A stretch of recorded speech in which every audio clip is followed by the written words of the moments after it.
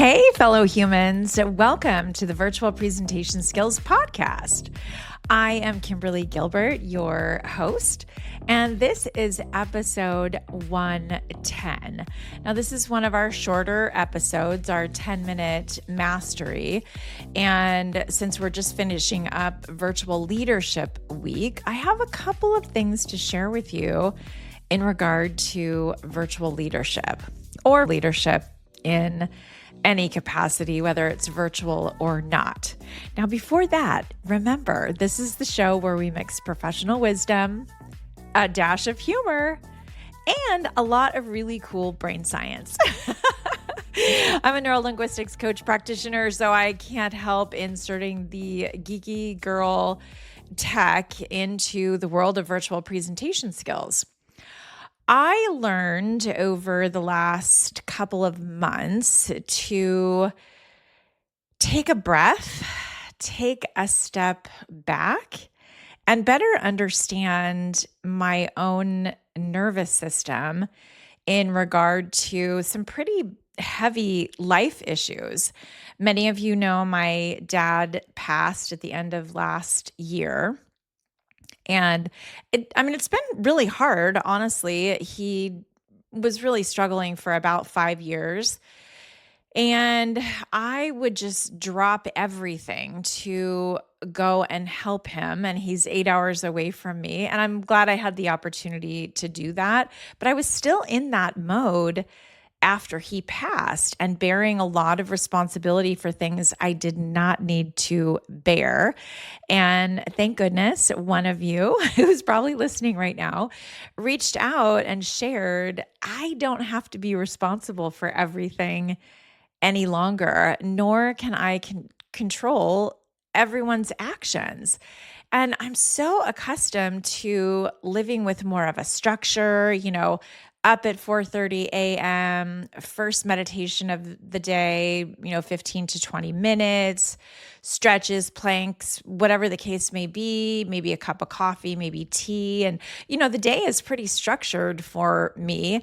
And I think from a leadership perspective, it has allowed me to be successful in the leadership arena, but also to learn when to take a step back and when to say, Kimberly, you do not need to be responsible for all of these details, nor can you own anybody else's behavior.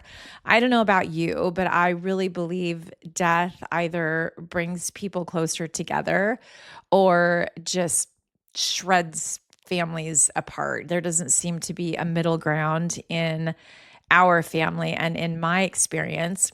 In this case, when my dad passed, I was reintroduced to my auntie, who also lives in Idaho, and we have had a really great connection ever since then. So I believe for our family that reconnected a lot of us who had not spoken in years and years and years. And not because there was any bad blood, just because I didn't know my dad's siblings very well.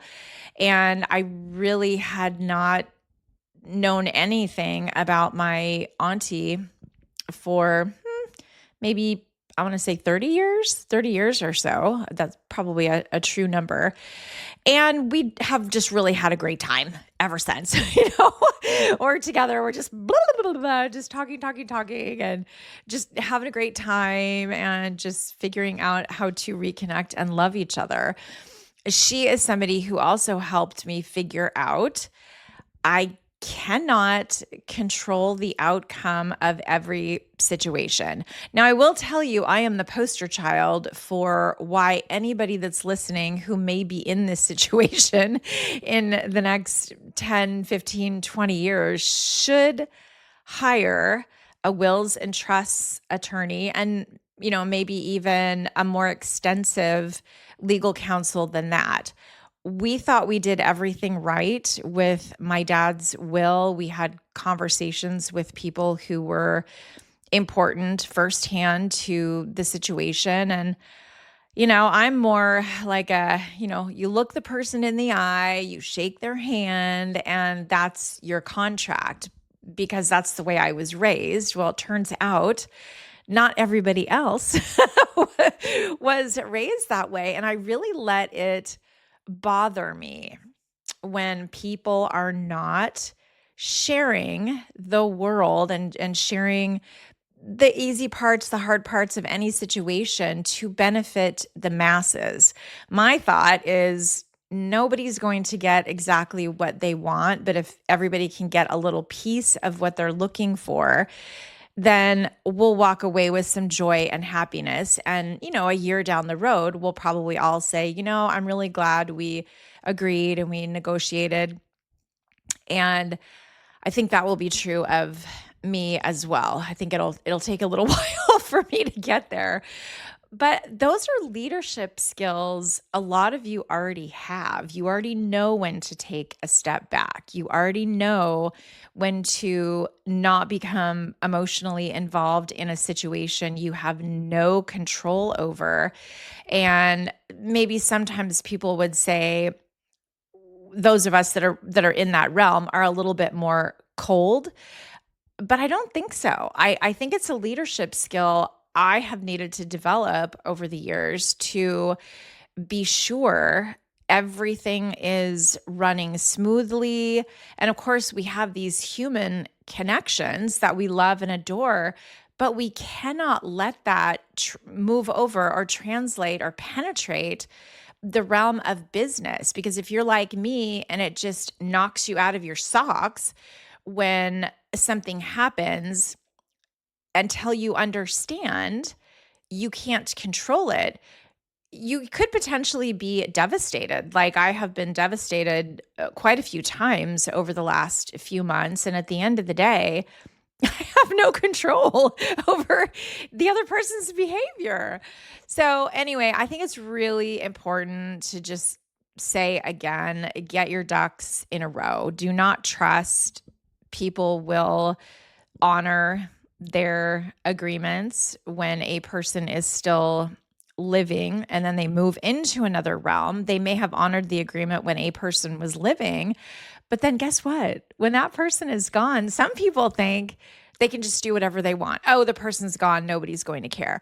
And I think exactly the opposite. I will do everything I can to honor my dad according to what we agreed when he was alive.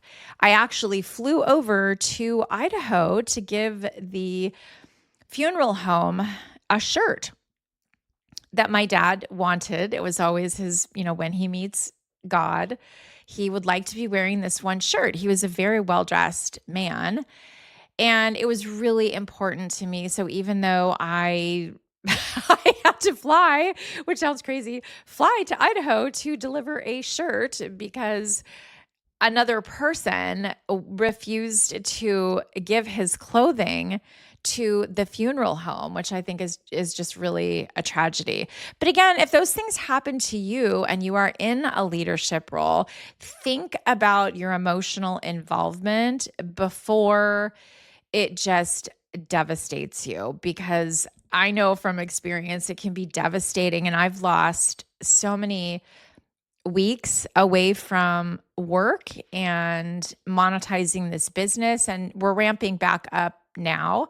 But this has been really, really difficult. And I think if I had people surrounding me that I had reached out to sooner, I probably would not have been suffering, because I would have asked the questions and I would have received that really good, strong mentorship that many, many of you provide to me on an ongoing basis. So I love you. I adore you. Thank you so much if you have supported me on this journey. And thank you for listening to this podcast and engaging with me and sending me little messages. And I will get back to those of you that have reached out on LinkedIn and Facebook, and we will have those training programs live again let's see, the end of next week, we have a lot of training programs that we are hosting live again. So join us. I'd love for you to learn a little bit more about virtual presentation skills, leadership. That's our rotation this week. We also have virtual engagement, work from anywhere, and then presentation fitness, which is always fun. How do you stay fit and show up on screen as a presenter? We've got some secrets to share with you. And I look forward to meeting you in the next episode where we go live from the waist up.